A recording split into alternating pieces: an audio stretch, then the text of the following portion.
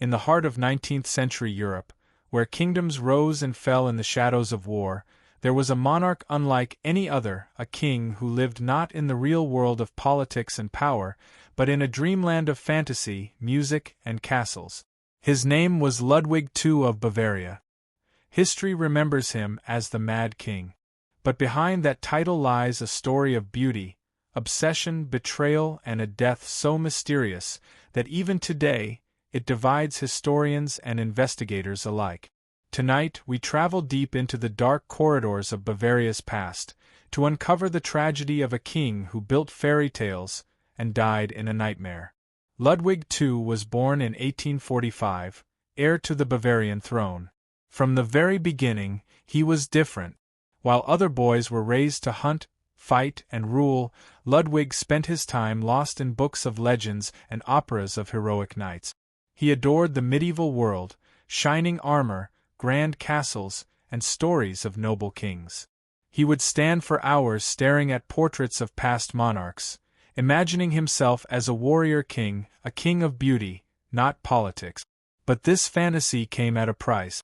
As a child, he rarely spoke. He was shy, distant, almost otherworldly. Even his tutors said he seemed born not for this century, but for another.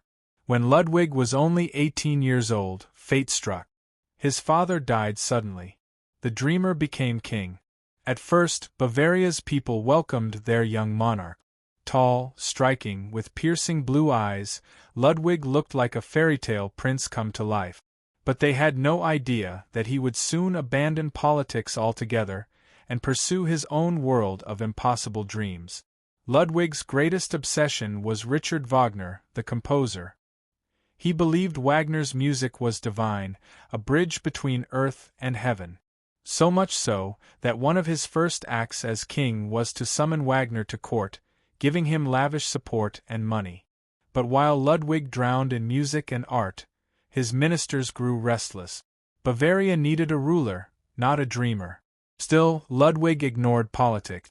Instead, he began building castles, not ordinary castles, but enormous dream palaces straight out of legends. The most famous, Neuschwanstein Castle. Perched on a rugged cliff, it was designed like something from a storybook, filled with murals of swans, knights, and myth. Then came Linderhof Palace and the unfinished Herrenchium See, modeled after the Palace of Versailles. Each castle cost millions, draining the kingdom's treasury. Ludwig didn't care. He said, "I want to remain an eternal mystery to myself and others." The ministers whispered, their king was going mad. But was Ludwig truly mad? Some say he suffered from paranoia, schizophrenia, or depression.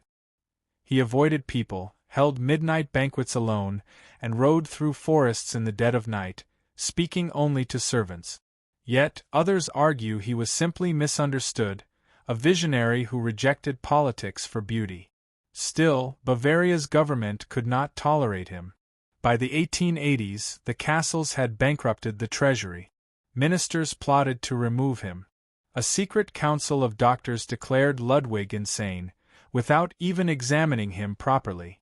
He was accused of hallucinations, erratic behavior, and dangerous fantasies. On June 10, 1886, soldiers arrived at Neuschwanstein Castle.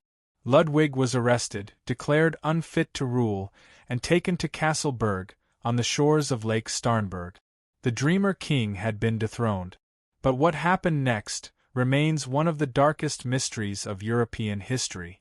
On the evening of June 13, 1886, Ludwig asked his keepers for a walk along the lake. He was accompanied by Dr. Bernhard von Gudden, the very psychiatrist who declared him insane. Hours later, neither returned. At 11:30 p.m., searchers found their bodies floating in the shallow waters of the lake. The official report said Ludwig drowned. But here's the strange part: the king was a strong swimmer. His body had no water in the lungs. His watch had stopped at 6:54, yet the searchers claimed to have found him hours later.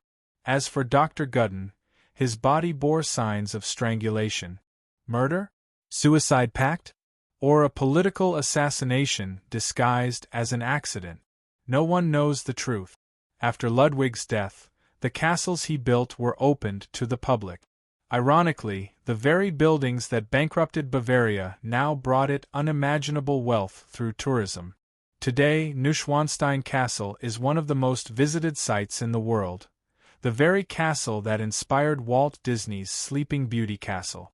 Ludwig II, the so-called Mad King, left behind not madness, but a legacy of beauty, wonder, and one of history's most haunting mysteries. So who was Ludwig II of Bavaria? A delusional monarch lost in fantasy? Or a visionary king destroyed by those who could not understand him? Perhaps both. And as long as Neuschwanstein's towers rise into the mist, the question will remain: did the Mad King of Bavaria die by his own hand, or was he silenced forever?